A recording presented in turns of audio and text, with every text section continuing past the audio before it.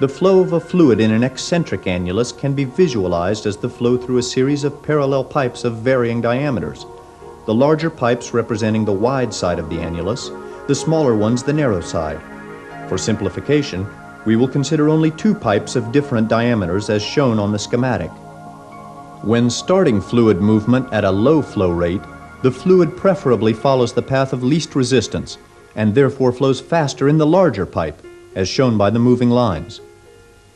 Flow is laminar in both pipes. Note that the lines are representing average flow velocity and not the true velocity profile of laminar flow across the pipe section.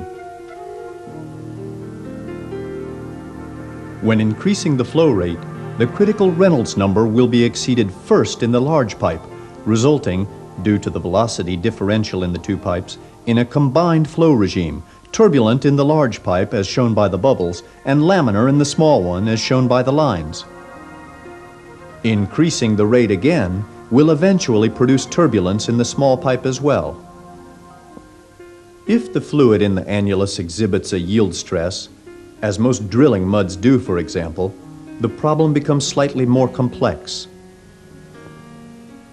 At low flow rates, flow takes place in the larger pipe only, due to the fact that in the smaller pipe, the wall shear stress is lower than the fluid yield stress, preventing fluid movement. By increasing the flow rate, the wall shear stress in the pipe increases until it finally exceeds the yield stress of the fluid in the smaller pipe, and laminar flow occurs in both pipes. Increasing the flow rate will lead to turbulent flow in the large pipe first, and finally to turbulent flow in the smaller one as well. Note that the average velocity is always higher in the large pipe than in the small one, whatever the flow regimes present. However, the ratio of the average velocities between the two pipes in turbulent flow is smaller than in laminar flow.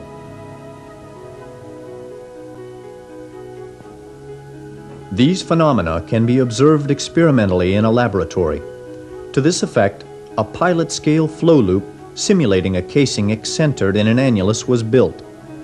The experiment cell itself, made of an outer transparent plastic tube and an inner brass pipe.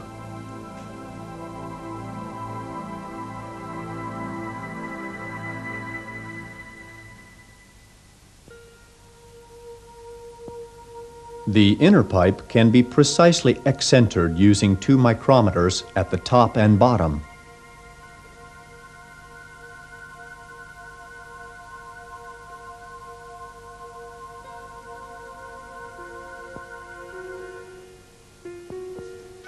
Experiments were performed displacing one fluid by another under 2 flow regimes for the displacing fluid, turbulent and laminar. Although the phenomena observed appear very similar for the 2 flow regimes, they do not derive from the same physical nature and should not be confused. The experiment shown here was performed with water as the displacing fluid, pumped at the critical flow rate for turbulent flow, assuming a concentric pipe. However, at this flow rate, if the inner pipe is eccentered, water is flowing only on the large side of the annulus, leaving a channel of mud from top to bottom on the narrow side. This mud channel is extremely stable and cannot be removed by pumping at the same rate for an extended amount of time. As shown on the mud displacement efficiency plot, efficiency is already quite high. However, due to excentration, the angular section left with mud is still sizable, and this is really the parameter to consider for downhole zonal isolation. When increasing the rate, the width of the mud channel decreases as seen on the cross-section schematic, and this is reflected on the efficiency plot.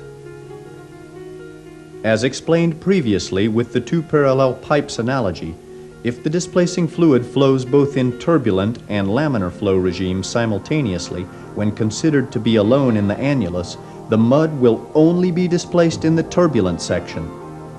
The mud channel eventually disappears when water is in turbulent flow all around the pipe. Mathematical models have been developed by Schlumberger to calculate the critical rate for turbulence in an eccentric annulus. That is, the flow rate at which turbulence exists all around the pipe. An excellent agreement was found between the actual rate for full displacement and the calculated critical rate in all our experiments. The second set of experiments was performed with a viscous displacing fluid in laminar flow. Again, at low flow rates, the displacing fluid is flowing only in the wide side of the annulus, leaving a stable channel of mud on the narrow side. This time, this is due to the fact that the wall shear stress is still lower than the mud yield stress on the narrow side, as previously explained with the two parallel pipes analogy.